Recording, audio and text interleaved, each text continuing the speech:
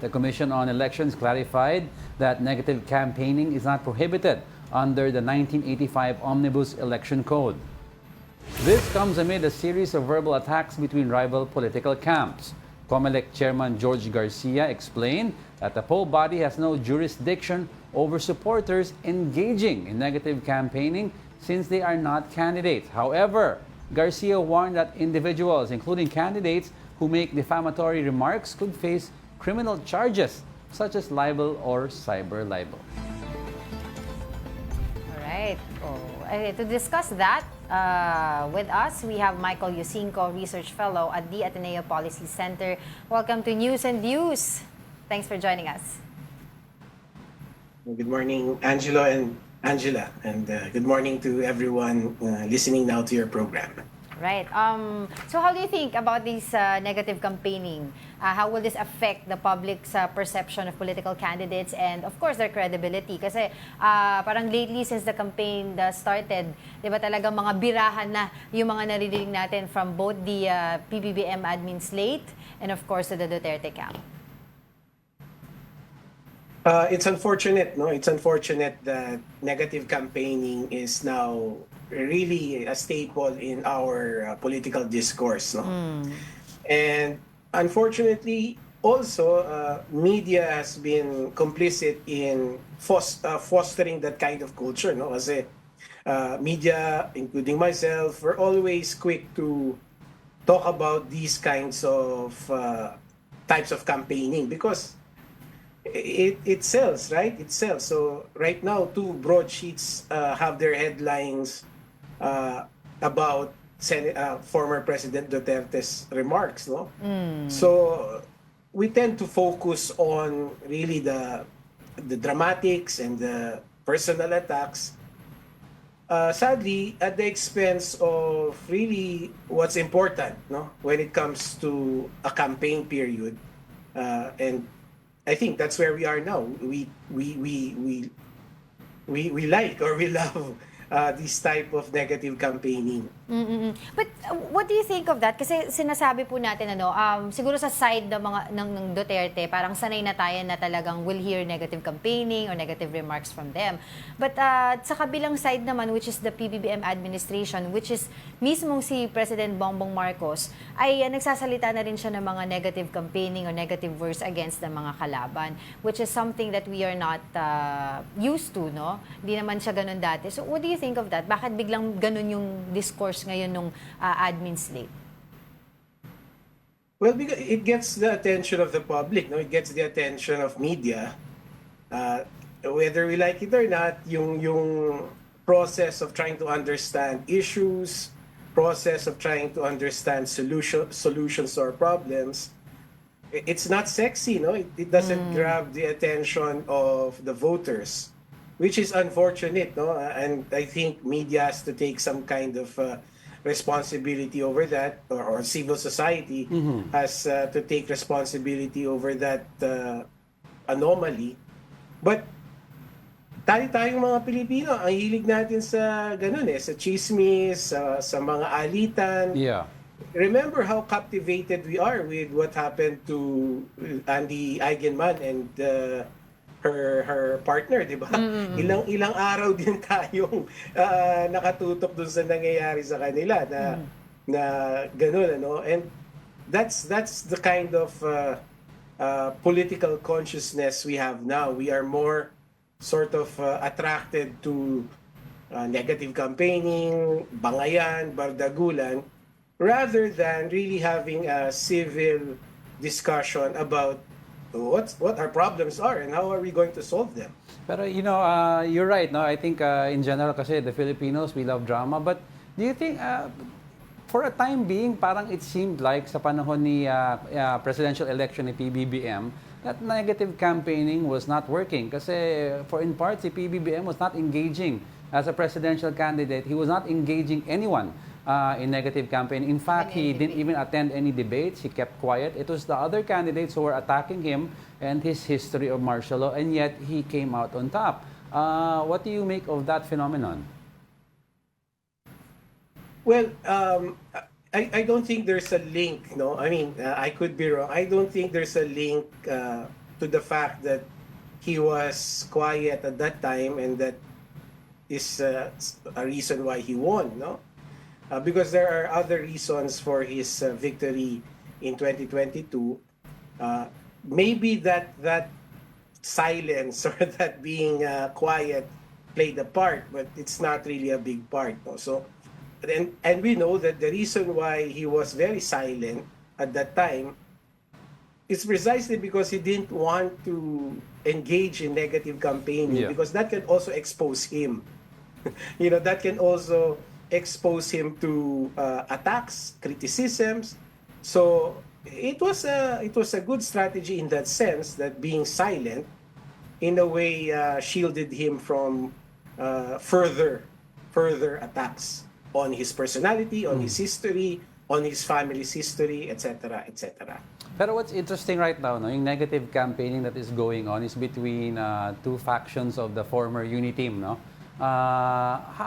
You know that there's the Marcos side, there's the northern bloc, there's the southern bloc naman kay Duterte, and together they formed the 30 million mandate that PBBM had. But now, ano yung effect nitong mudslinging from both sides with regards to those who are in the middle? Who voted for the Uni team but were not on Marcos' side, were not on Duterte's side. Anong impact sa kanila nito? In a way, kawawa sila, Angelo, no? Because they really sincerely voted for the Uni team because they believed that this team was it, no? It was going to deliver us from our hell of the 6 years of the Duterte administration. So kawawa sila because now they're realizing that hindi pala ganun kakaiba yung binoto nila, no? Ngayon, they will have to grapple with the reality that they voted for the same old traditional politicians, no? Hindi pala mga change makers yung binoto nila. And they will have to deal with that. So right now, para sa akin, those voters are precisely the ones that we should be helping, no? Media and civil society to help them now see a much bigger picture of what's happening, no? Kasi baka noon they were very focused on the personalities and the names. And now it's incumbent upon us in media and in civil society to help them, help them have a broader perspective of who are running, why are they running, and if they are really capable of helping us solve the problems that we are facing. Well, I wish we could talk about, sabi nga nila, di ba, we could talk about the solutions and how are we going to solve the problems our country is facing today. Pero yun nga, ang baba daw ng natin, political discourse natin ngayon. So how are we going to shift that narrative? Well, it's up to us, no? It's up to us, number one, in media, because of course, by default, you play a big part in sort of setting the agenda of the political discourse, of the public discourse. And secondary to that, also us in civil society, in the academe, we also have to contribute our part in helping voters sort of see what's should be given attention to, and also those that should be ignored, para hindi naman mapuno yung plate natin when it comes to talking about what really matters to us. So I think that's the formula, Angela. No? Number one, media should take responsibility and really, being more discriminating in what you should be talking about or you should be highlighting. No? And secondarily, us in civil society, also pitching in and really helping our kababayans, our fellow Filipinos, have that kind of aggressiveness when it comes to evaluating candidates. Yung hindi na lang basta tatanggap-tanggap ng mga budots, ng mga wonderful tonight. Alam mo na, di ba? Kasi makakita lang tayo ng entertainment, papalakpak na tayo. So we have to get over that, and we have to help our fellow Filipinos to be more, be more aggressive and assertive in evaluating Or candidates. candidates. Yeah, alam mo, I've spoken to a lot of educated voters and they pointed out a case in point daw. Like for example, si candidate Heidi, I think it's Heidi Mendoza, who was a true platform that she stands by, and yet yung numero niya, because she does not engage in mudslinging or dirty politics, mababa. You also have now yung medyong tahimik. You have the members of the Liberal Party, si Bam Aquino and Kiko Pangilinan, who are not anymore as of this point engaging in that.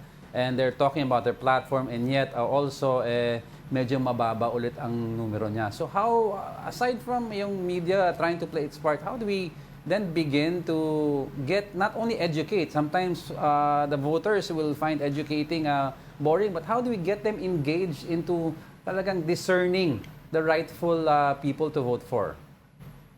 That's a great question, Angelo. And I think for civil society now, civil society organizations in particular, they have to provide that link, between the candidates that you were talking about and the voters. And when I talk about links, I'm talking about venues for them to connect. This could be town hall sessions, town hall debates, town hall discussions, which can also happen online, which by the way is sanctioned by COMELEC. The candidates can organize town hall sessions online, so that voters will have, will have the opportunity to connect directly to the candidates and vice versa. So gusto natin ma-eliminate kasi yung situation na nagkakaroon lang tayo ng mga mass rallies na may entablado, tapos yung mga botante pumapalakpak lang, and ine-entertain lang. Yun ang gusto natin ma-avoid because that sort of sustains that mentality of yung natutuwa lang sa mga kandidato na nakakatuwa. So if civil society can create more venues like those that I mentioned, town hall sessions, town hall debates, where voters will have the opportunity to connect directly, ask questions, comment about what they stand for, then maybe yung consciousness ng mga botante unti-unti magkakaroon ng parang elevation na ganito pala dapat ako pagdating sa pakikitungo ko sa mga kandidato. Na meron kaming connection, 'di ba, na pwede ko siyang sabihan ng ano bang hinaing ko, and then makikinig ako dun sa sinasabi niya. And dun ko pagbabasihan yung boto ko. Hindi yung nanonood lang ako ng ads o kaya nanonood ako ng mga rally, ng mga entertainment lang ang focus. Pag merong direct connection between the voter and the candidate, then there's a big chance of our political consciousness being elevated to a level na finally we can elect candidates who will solve our problems, not exacerbate them. Oh. Kasi parang mga bata pa lang tayo, yan ay nakagisna natin, yung mga politiko kapag campaign period na batuhan na ng mga maanghang na salita, 'di ba? Ungkatan na ng mga dumi, ng mga nakaraan, etc. So do you think it's high time na baguhin na rin ng COMELEC yung kanilang mga guidelines regarding this? Kasi as of now, sabi ng COMELEC, 'di ba, it's not prohibited yung mga negative campaigning unless libelous, defamatory yung mga sinabi nung kaaway mo, 'di ba, sa kampanya. But do you agree with the COMELEC stance on not having jurisdiction over the actions also ng mga kandidato during the campaign? So here's where I put on my constitutionalist hat, kasi I'm very wary of sort of giving power to government to intervene when it comes to political discourse and public discourse, because of course, we're afraid na magkakaroon ng censorship. Yes, yung freedom of expression. Repression. Lagi tayo natatakot doon. So, but on the other hand, COMELEC also has to take responsibility kasi alam nyo, nakalagay sa ating saligang batas, bona fide candidates for public office must be free from harassment and discrimination.